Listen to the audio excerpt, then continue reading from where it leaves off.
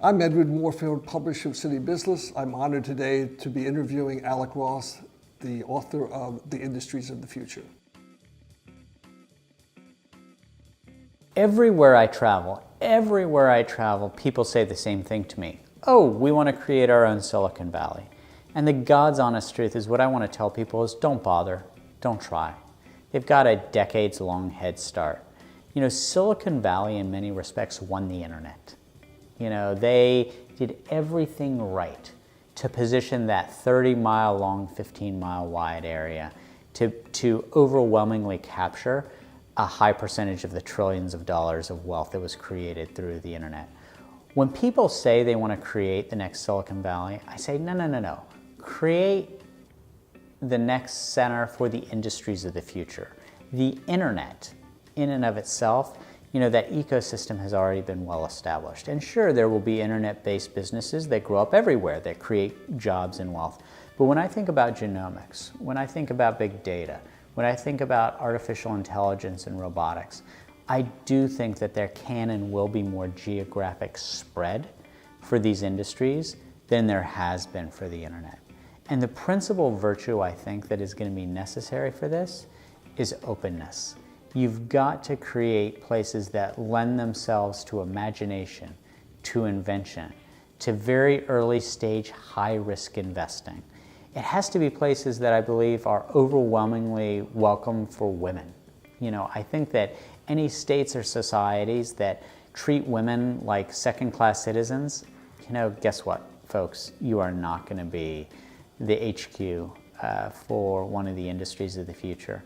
I do think that there have been some cultural norms that have been established among today's innovators and the people who I think are going to create the Google of robotics or the Amazon of big data or the, you know, Cisco systems of life sciences and genomics.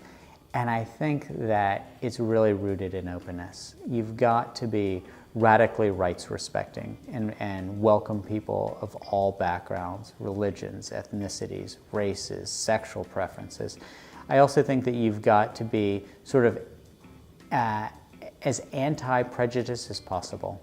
Don't judge people on their age. Don't judge people on where they're coming from. I think that the societies that are most radically open and welcoming and then lend themselves to the most frictionless communication, collaboration, and commerce are going to be those places that are the headquarters for the industries of the future.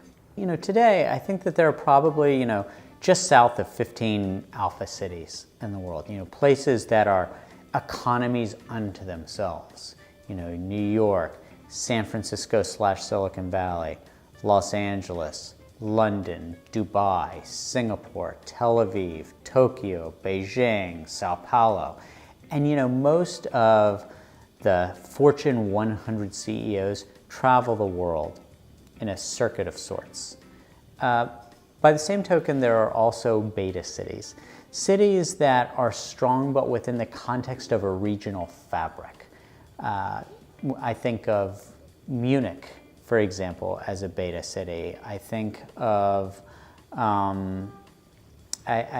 Cambridge in the UK. I think of Baltimore as one of these cities.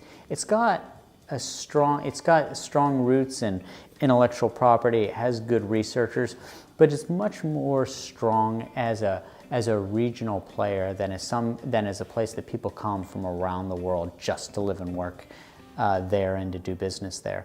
What I do believe, though, is that when I think of the industries of the future, when I think of cybersecurity, when I think of genomics, I do think that Baltimore could emerge as an alpha city. As long as it becomes the most entrepreneur and investment-friendly place possible, I think that it already has a lot of the cultural characteristics that lend themselves to young people wanting to come and spend 20 or 30 years of their life there. The last thing I will say is that we have to remember that innovation comes from the edge. It doesn't always come from a central authority or for somebody commanding things from on high.